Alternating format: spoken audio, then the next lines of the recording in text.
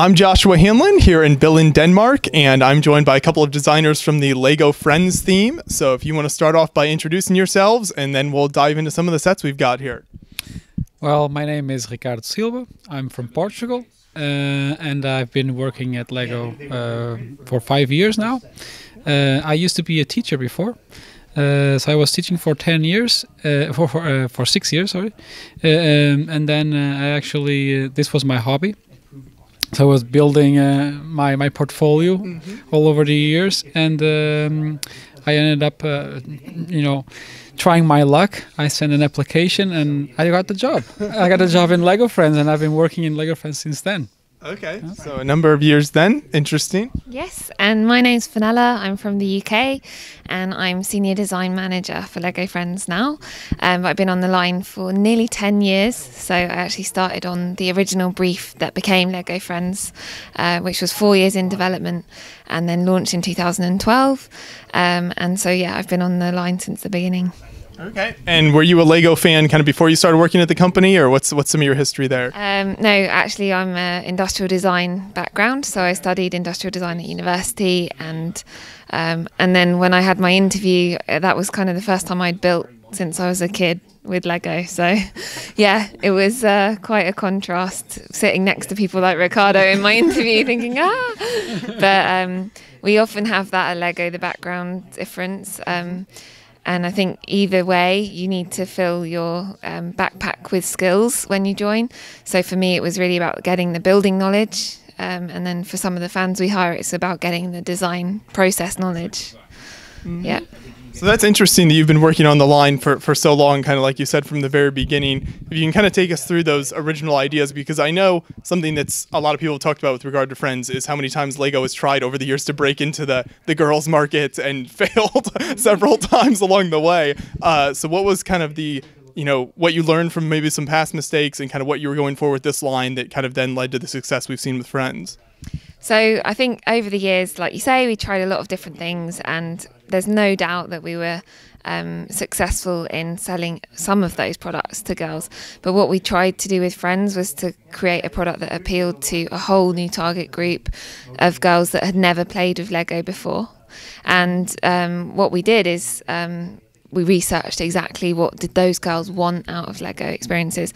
We knew that we were selling products like Lego City and Star Wars. There was definitely an interest from girls in those lines, but we were looking for a different type of girl to get interested in Lego. So the brief was very much a truly Lego, truly girly experience. And I think when we look back at Scala and Belleville, those lines, they didn't have as much building. They weren't the same scale as our minifigure. They weren't something that could be combined with existing Lego pieces in the same way. So now with Lego Friends, we found something that can be combined and is part of the system in play, which is one of the big reasons I think why it's done well for Lego. Yeah. And when you first started here at the company, did you expect to be on the Friends line, or was this something you kind of requested, or how did that work when you first started? Well, actually, when I applied for the job, I applied for a job at Lego Friends. So I knew from the beginning what I was going to. Yes. So you kind of set out then to work on these sets. Yes. Actually, within my background as a fan, I have never built anything for within this kind of themes, but it was very interesting for me to try it out when I was applying for it, and I saw the appeal on it, and I saw the possibilities. So I thought, yes, this is it, and I'm gonna go for it, and I really like it being here. So it's been 5 years, and I'm still working for it. Yeah. Very interesting. Well, so we've got a few great examples of sets here on the table. So if both of you want to kind of start maybe these couple sets we have built here and kind of take us through the design process approach for when you sit down and kind of start to come up with new Friends sets, how that process works and how you work through coming up with these new sets. Yeah, so what we've done today is we brought these models to show you kind of the beginning of the design process and how it evolves. So this model on the left here is the first take on Stephanie's house, and you can see already from the beginning that we had quite a clear design aesthetic. We knew the colours, and we knew certain things, like we wanted to have a bay window at the front, at the bottom there, but we knew that we had to develop and evolve the design because some things weren't quite working. For example, the windows that we used, they're like the Lego City windows. And in Lego Friends, as you guys know, we're all about the details. And we felt like the windows weren't showcasing the interior details clearly enough. You couldn't see through. So that's what brought us to the next model, where we used these big windows and we decided to explore the possibility of decorating the window. And in this case, it was actually a sticker that we had on the window at this point. And we found out that it really wasn't a very fun experience for the kids to keep putting the same sticker on the same window. And we were going to use this window a lot of times in the model. So what we ended up doing is decorating that piece, which it appears now in the model 6 times in the final set. But really what you can see is that you kind of get this feeling of what you want to keep from the model, for example, this bay window shape here, and then how it develops towards the end. I can just show you the final model. It's something that we kept in the set the whole time, but we had to make it really buildable for the target group and make it so that it fit with the set that we eventually designed. Yeah, that's a really fascinating look at kind of the different steps there. So as you're working through these different steps, do you bring in like sort of focus groups of girls to come in and kind of give you feedback on what you're doing? Yeah, we test a lot. I mean, at least once a month we have kids coming in, and especially for a concept like this, which we see as like a main model for our assortment, we would bring it to test in the US and in Germany, and even across the world, like maybe in China, just to get a read on like how do the markets or how do the different countries react to the themes. And we might even benchmark it against another model. So we would say, would you like this house or would you like this kind of house? Or is it even a house that they want, or do they want something else?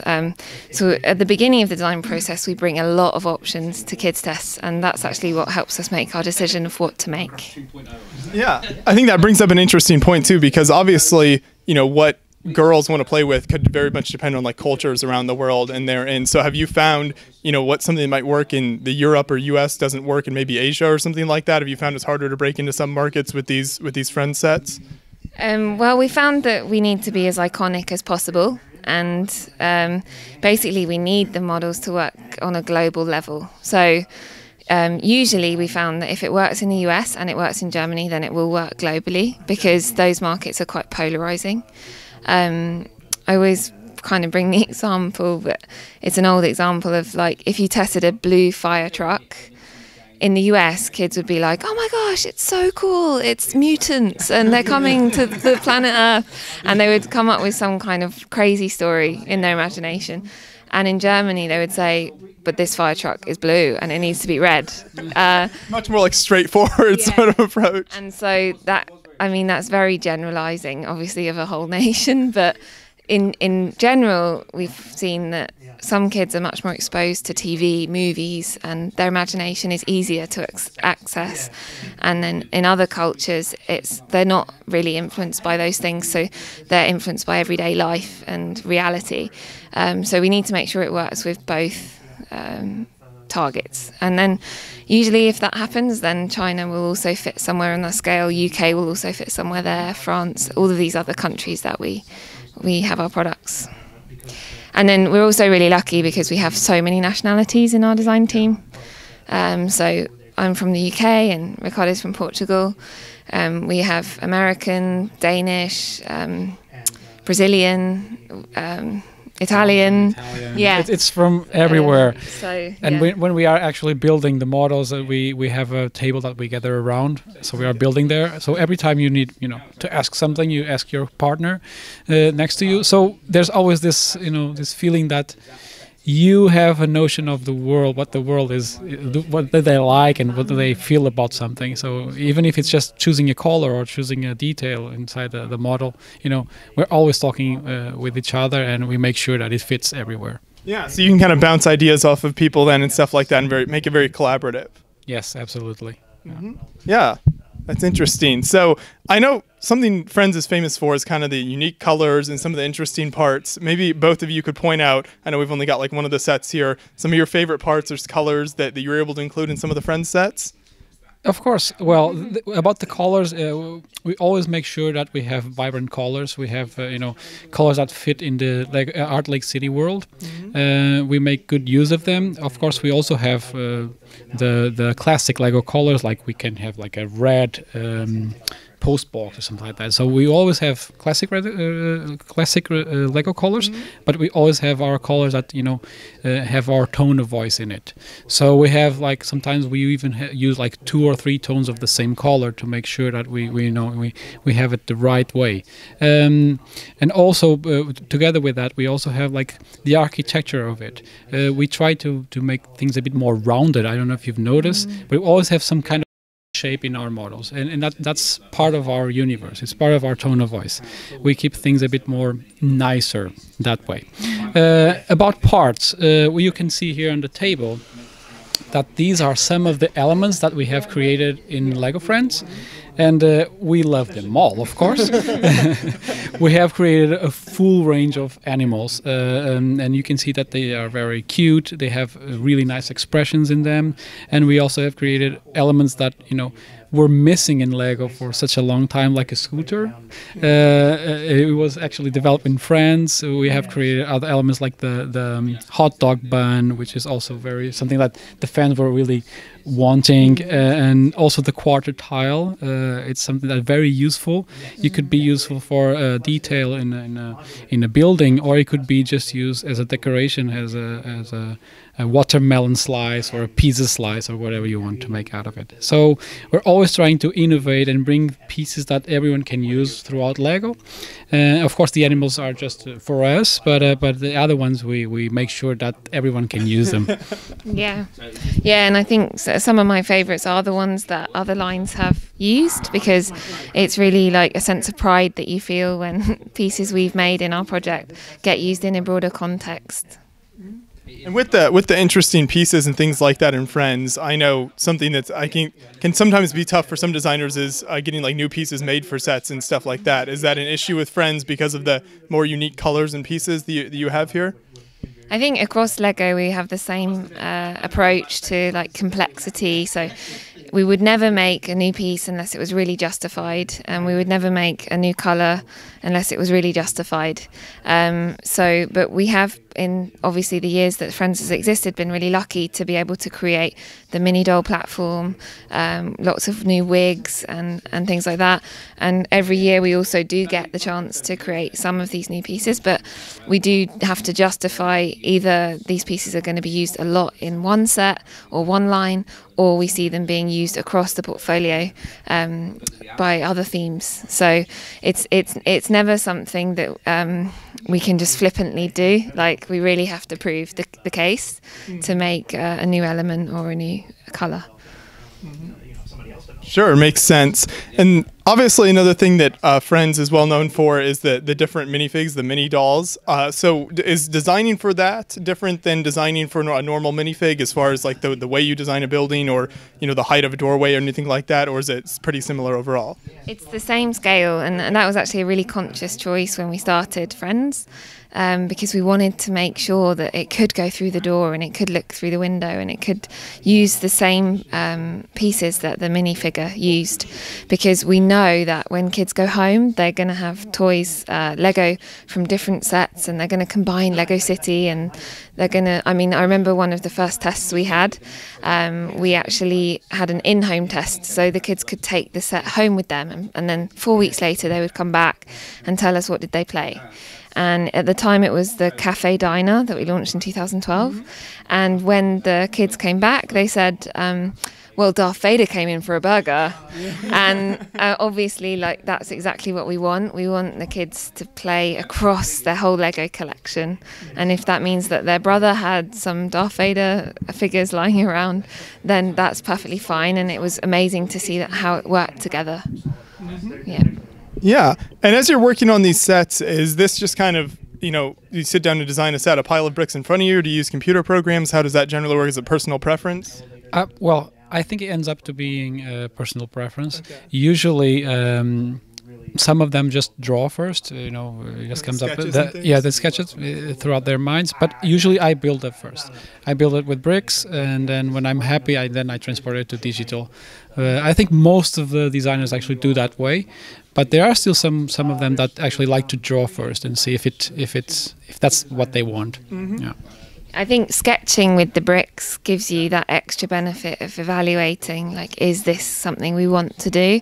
And you can show it to people as well. You can show it to marketing, you can show it to customers, and you can really get an idea of what it's going to look like as a final product, which is obviously a really unique thing for us at Lego, because we have the bricks in our hands, so we can make a prototype.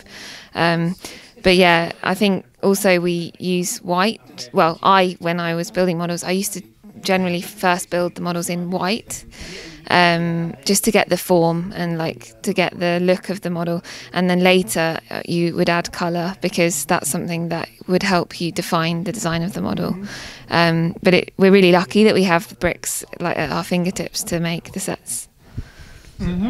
Yeah, that's really interesting. Another thing that I think a lot of people notice with Friends is the box art and how bright, you get the brighter purples and pinks and things like that. So as set designers, how closely do you work with sort of people who work on the instructions or box art people? Is there much interaction there? There is a lot of interaction. Every time we come up with a new model, we have some meetings that we have to go through the model, the build up. So we have to build brick by brick. Together with building instructions and our model coach, and we have to build it, and they have to see if everything is possible to build for, if it's a 6 or 7 or 8 year age mark, and if it is, then they move forward, and then they take it and then do the instructions for it. And about the art on the box, we also work with someone. We work with a team of people that is actually doing the artwork behind and the display of it. We have a conversation with them to see, so where should I place the things here, and they have suggestions, because sometimes they need space to put the age mark or the description of the model, or maybe this, you have to make this in front of the box because you have to enhance it, because it's such a nice play of it, because sometimes we just forget about things, but they actually help us to form, to make the nice, best display ever that we can have for our models. Yeah, and I just brought this ski lift model to the front to show you guys, because I know that this was one we worked a lot with the packaging designers, because originally we might have planned for the restaurant to be over here, but then we really wanted to create this idea of this mountain, so we matched that to the way that this curve is on the front of the packaging, and then things like the functions, the handles, we wanted to be able to show that with this swoosh effect, so it was important to bring that forward to the front as well. And when we have a special theme like this one, you can see that it's differentiated. So our girls are all dressed up for the snow, and you have these ice sticks coming out, and also that it's really well thought, because even in this one, and because we are always working around Heart Lake City, you can see that this is in the mountains, but you can see Heart Lake City in the back. So every little detail counts. Get the skyline there. Make sure that we're telling a story here. Yeah. That is really interesting to see kind of how much thought is put into the box art, because I think that's something that I think a lot of people don't think of when they buy a set is how much, especially with Friends, you put into that thought you put in there. So that's really good to know that, you put all that in, and it makes it look really good sitting on the shelf. Yeah, well, it's also about the detail, right? We want to showcase that the best that we can. So we also create a really extensive description of all the stories we would imagine a kid playing with our set, because then those are the stories that they use to create the back of the packaging. So, all the different play scenarios. This is something that we talk a lot in detail with the packaging designers about, because we're the ones also thinking about how a kid will play with this. So, yeah. And Friends has been out for several years now, and Heart Lake City has had all different locations and things built in it. Do you have a favorite location or building that's in Heart Lake City now that you maybe someone on your team has worked on, or maybe one you worked on? Well, I used to have one favorite one, which was the lighthouse, which was near the beach, which reminded me of home. Yeah. But now I have a favorite new one, which is the amusement park. I think we have come up with something really fresh and new with Lego Friends. It's a lot of functions going around. You know, there's a lot of stuff going on, and I really like that. It's a lot of action in it. Yeah. Yeah, for me, I think, well, it varies every year, to be honest. There's just so many good ones that keep coming. Yeah, I mean, it's really cool to take Lego Friends to new places. And I think, like Ricardo said, the amusement park's one of those places. The snow has been a really exciting thing to explore because it's brought a lot of newness for us.